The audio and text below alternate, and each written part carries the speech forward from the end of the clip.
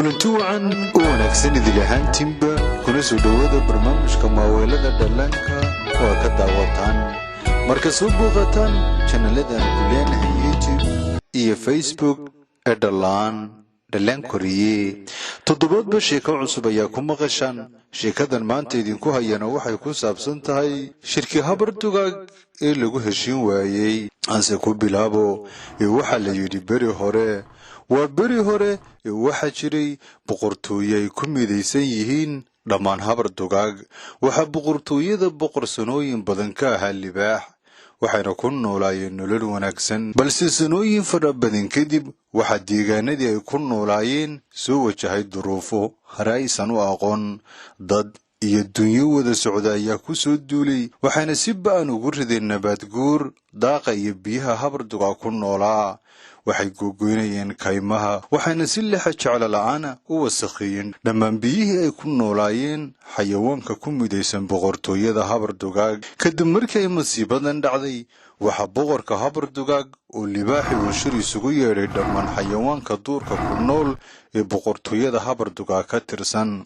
waxa uu ballamiyey 2 shir oo ayaha iyo mustaqbalka boqortooyada habar dugaag looga tashanayay waxa uu ku yidhi shirka hore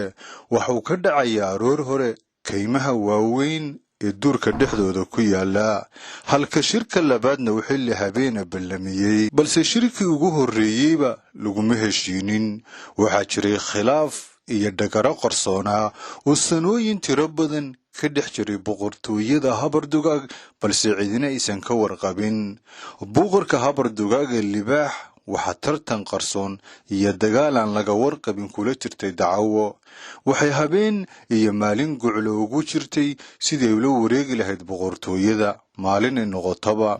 waxay aragtay in shirkani yahay fursadii ay uga faa'iideysan lahayd kala qaybinta habar dugaag kursiga iyo boqortooyadana ay ku dhaafin lahayd boqorka habar dugaag ee libaax balse libaax midaas kama warqabin maalintii shirku dhacayay waxa geedkii shirka loogu ballamay ugu soo horreeyay diin oo ah odayga ugu daada weyn xayawaanka ku midaysan boqortooyada habar dugaag waa 150 jir wax yar kadib waxa isla goobta yimid dabeer farow muddo kadibna waxa goobta yimid shabeel iyo daanyeer waqti aan sii fogeyn libaax ayaa yimi ka hor intaysan imanin maroodi iyo dabagaale libaaxa waa boqorka habar dugaag ayaa markiiba ka xanaaqay sida habar dugaag oo dhan u soo habsaameen amaba aysan shirka u joogin cod weyn ayuu kor ugu qayshay isagoo u habar wacaya cidna uma iman waxa weydiiyey waxa ku dhacay habar dugaag ee shirka maanta looga baaqday maadaama uu yahay shir muhiima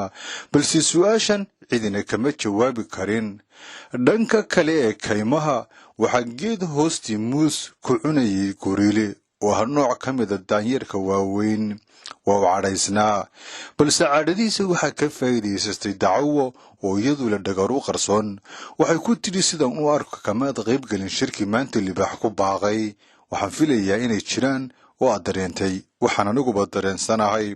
waxay ku tiri libaax kaama caqli badna kaamana xoog weyna sababta uu boqor inoogu yahay kumanaanka sanana waa su'aal isweydiin leh waxaan filayaa in la joogo waqtigii aanu ka tashan lahayn adiga kelida ma tihid waxay la socota jeer iyo garanuug intuna waxay ka soo horjeedaan xukunka boqorka habar dugaag ee libaax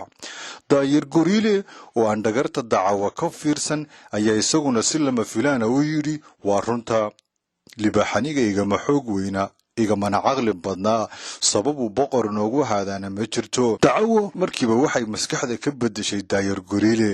waxay haddana midh u raadsatay xayawaanka waaweyn ee boqortooyada habar dugaag ka tirsan waxay u tagtay maroodi waxay ku tidhi waxaan la yaabanahay sida ilaah awooddaada kaaga qariyey xayawaanka ugu xoogga weyn uguna caqliga badan ee boqortooyada habar dugaag ka tirsan ayaa tahay haddana waxaad ogolaatay in si cadaaladda ka baxsan uu libaax u noqdo boqorka habar dugaag sanooyin tiro badan waxuu ku yidhi kuma dhisna arrintu mid xoog weyn iyo mid xoog yar ee waa maamulaynu ku heshiinay iyo boqortooyo inoo wada adeegtaa waxay ku tidhi hadday sidaa tahay muxuu daanyeer goriila u cadhoonaya maxay garanooga u duuday maxay jeeri u tegi weyday shirka maroodiga oo yaabanaya ku yidhi amba waan is weydiiyey waxa maanta looga baaqday shirkii habar dugaag waxay ku tidhi haddaad shirka beridhacaya ka soo qayb gasho waxaad ogaan doontaa waxa kaa qarsoon waxay dacawo markana ku guulaysatay inay maskaxda ka beddesho maroodi kadibna shabeel ayay intii in le ku tidhi isna waxay ku qancisay inuu ka soo qayb galo shirka ay dacawo gaarkeeda u abaabulayso ee kaga soo horjeedo xukunka boqorka habar dugaag ee libaax shabeelna waa aqbalay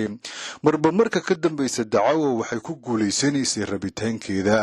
xayawaankii oo dhan ayay mid ugu tegtay kan ugu dambeeyey la hadashana waa daanyeer waxay ku tidhi goriile oo adiga kaa caqli badan kaana xoog weyn ayaa mar hore arkay gafka iyo cadaalad darrada boqorka habar dugaag nagu xukumo sababaad libaaxu la joogtaa ma jirto ee waa inaad ka timaado oo shirka habar dugaag aad ka soo qayb gasho daanyeerna waxau sidaa ugu dhacay dhagartay dacawa u dhigtay arrimuhuna waxay isku beddeleen si degdega waxaa la gaadhay habeenkii labaad ee ahaa markii loo ballansanaa shirweynaha kale ee boqortooyada habar dugaag libaax ayaa goobtii shirka loogu ballamay kelidii yimi wuxuuna kor ugu qayshay codweyn oo ugu baaqaya habar dugaag inay isugu soo baxaan goobtan si ay uga shiraan mustaqbalkooda balse cidina ma iman muddo kadib waxaa goobtii libaax uu shirka ku ballamiyey yimid diin iyo dabeer farow hadda waa labadooda oo keliya waxay arrintani mucjiso iyo lama arkaan mar kale ku noqotay boqorka habar dugaag wuxuu yidhi maxaa dhacay maroodi ayaa ku yidhi wax badan ma ogi laakiin sida aan dareensanahay waxaan ogahay in taladaada iyo amarkaaga midna aan la qaadan wuxuu ku yidhi sidee ayay ku dhici kartaa anigoo ah boqorka habar dugaag in taladayda la diido waxa ballan igu ah mid kasta oo taladayda ka hor yimi inaan ciqaabo waxau diin ku yidhi ciqaabta iyo xooggu marar badan adduunka kama shaqeeyaan mararka qaar waxaad u baahan tahay si aad uga gudubto caqabadaha waaweyn ee nolosha ku soo wajaha inaad adeegsato xigmad iyo maskaxdaada waxaan kugula talin lahaa in markan aad ka maaranto wax kasta oo ku saabsan inaad adeegsato awood iyo ciqaab guud waxay ii muuqataa in dacawa ay abaabulayso shir kale oo ay kaga soo horjeedo madaxtinimadaada iyo boqortooyada aad adigu ka taliso shirkuna waxau ka dhacaya kaymaha waaweyn ee dhinaca kale waxaa habboon halka inaad timaado oo aad dhegaysato libaax oo kelidii soconaya ayaa yimi wuxuuna arkay habar dugaag oo dacawo ay shir u hayso dacawo ayaa ku tidhi libaax sanooyin tiro badan ayaad boqortooyada habar dugaag cadaalad darro uga soo talinaysay balse wakhtigaasi hadda waa u dhammaaday waxauu ku yidhi lama yaabani dhagarta iyo khiyaamadaad waddo waxaanse la yaabay sidaad maskaxda uga beddeshay xayawaankii waaweynaa ee boqortooyada habar dugaag ka tirsanaa oo adiga ay kuu dhegaysanayaan kuuna maqleen anigoo ah boqorkoodiina ay ii diideen haddiise ay sidaa tahay waxaan go'aan ku gaadhay inaan isaga tago adiguna aad u noqoto boqorad libaaxoo cadhaysanaya shirka habar dugaag isaga tegay dacawana waxay markan aragtay inay ku guulaysanayso khidadeedii waxau iska aaday kaymaha duur kale balse waxa aruurnimadii u yimid diin waxau ku yidhi dhagarta iyo khiyaamada ay dacawo waddo waxaad ku jebin kartaa maskax iyo xeelad adigoon xoog adeeg dacawa waxay kuula dagaalamaysaa inay boqortooyada iyo xukunka kaa tuurto balse ma jirto wanaag ay habar dugaag u haysaa balse si ay habar dugaag middaa u fahmaan una ogaadaan khiyaamada iyo damaca qarsoone dacawo u yeedh dacawo kadibna la shir waxaad ku tidhaahdaa adiga ayaan xukunka kugu wareejiyey waxaanan u sheegayaa habar dugaag inaad maanta laga bilaaba adigu boqoro tahay maadaama waxaad igula dagaalamaysa ay tahay inaad xukunka iga tuurto balse aanay jirin xeelad iyo xigmad kale oo aad doonayso inaad ku badbaadiso nolosha boqortooyada habar dugaag wuxuu libaax u aqbalay talada la yaab kale oo u soo jeediyey diin habeenkii xigayna waxa u yeedhay dacawo wuxuuna u sheegay sidii diinkula teliyey dacawo iyo libaaxoo wada socdana waxay u tegeen habar dugaag wuxuu libaaxu ku yidhi maanta laga bilaabo dacawo ayaa boqorad idiin ah iyada ayaana doonaysay sidaas idinkuna sidaa ayaa la rabteen mar keliya ayay arrintan la wada yaabeen habar dugaag.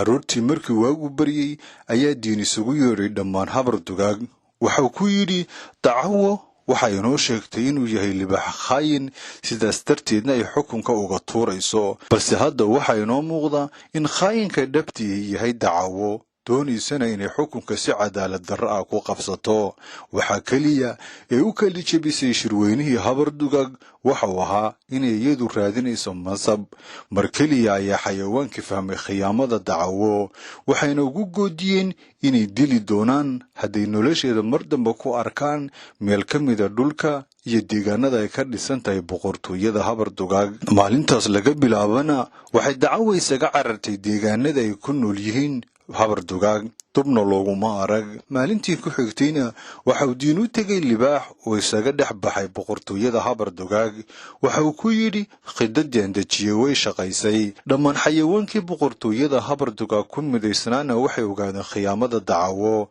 waxaana laga eriyey hadda deegaanka, wayna fashilantay dhagartii dacawo. waxuu boqorka habar dugaaga libaax uu mahadnaqay diin sidii u badbaadiyey wadajirka iyo midnimada boqortooyada habar dugaag. maalintii xigtayna waxa uu qabtay shir, wuxuuna la tashaday xayawaanada waaweyn ee boqortooyada habar dugaag, kuwaasuu uga digay dhagarta